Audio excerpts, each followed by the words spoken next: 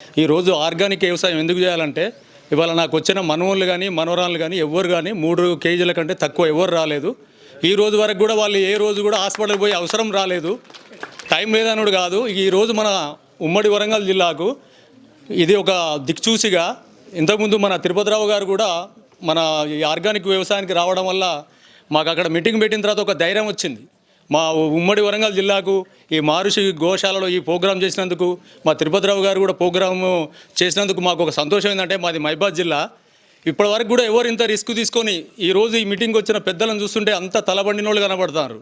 ఒక్కొక్కరు తలుచుకుంటే అమౌంట్ ఉన్న వాళ్ళు ఇప్పటివరకు మా విజయ్ కానీ మా బాబురావు గారు చెప్పారు, దయచేసి మీరు వ్యవసాయం చేయకున్నా ఇక్కడికి వచ్చిన పెద్దలందరూ మీ తోటి విలేజ్లో రైతులతోటి ప్రతి ఒక్కరు ఒక 5 రైతులకు సాయం చేయండి. ఇప్పుడు ఆర్థికంగా ఉన్నవాళ్ళు లేని వాళ్ళు అవసరం లేదు.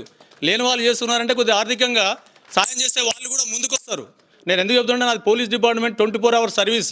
ఆ సర్వీస్లో కూడా నేను వాకింగ్ కోసం మార్నింగ్ 4:35కి వాకింగ్ కోసం ఆవులు చూడడం కోసం నాకున్న కొద్ది టైం లోపల నేను ఒక 8 years నుంచి చేద్దామనుకుంటే చేయంది ఏది లేదు.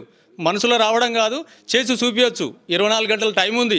ఎన్ని గంటలు మనం బిజినెస్ కేటాయిస్తాం, ఎన్ని గంటలు మనం మన ఉద్యోగాలను కేటాయిస్తాం. మనసులో వస్తే కాందేది లేదు.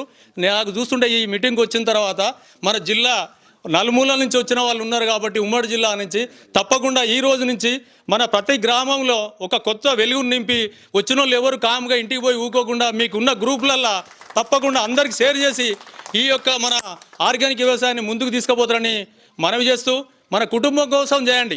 ప్రతి ఒక్కరు వ్యాపారం కోసం చేసే వాళ్ళు చేసుకోవచ్చు. తర్వాత ఒక అరెకరం చాలండి. ఇవాళ అంటారు కోతులు కోతులు కోతులు, ఎవరు నోటి చూసినా కోతులు కరివేపాకు తింటాయండి, బచ్చల కూర తింటాయండి, చిక్కుడుగాయలు తింటాయా దేశవాళీ చిక్కుడు, మన చుక్కకూర, పుదీనా, పాలకూర, కొత్తిమీర ఇవి ముట్టుకోవండి. వాటిని అన్యాయం చేయకండి. ఉన్నాయి లేవని కాదు, మా దగ్గర కూడా ఉన్నాయి. దయచేసి వీటిని ఆకుకూరలు ఎట్టి పరిస్థితుల్లో డిస్టర్బ్ చేస్తలేవు. బావి దగ్గర మీ ఇళ్ళలో చేస్తానే కావచ్చు. నేను చెప్పిన ఐటమ్స్ అన్నీ మన హెల్త్కు పనికొచ్చేటి. ఆవు అనేది మనకు విలవేల్పు లాంటిది. 33 కోట్ల దేవతలు ఉన్నాయని పెద్దలు చెప్పారు.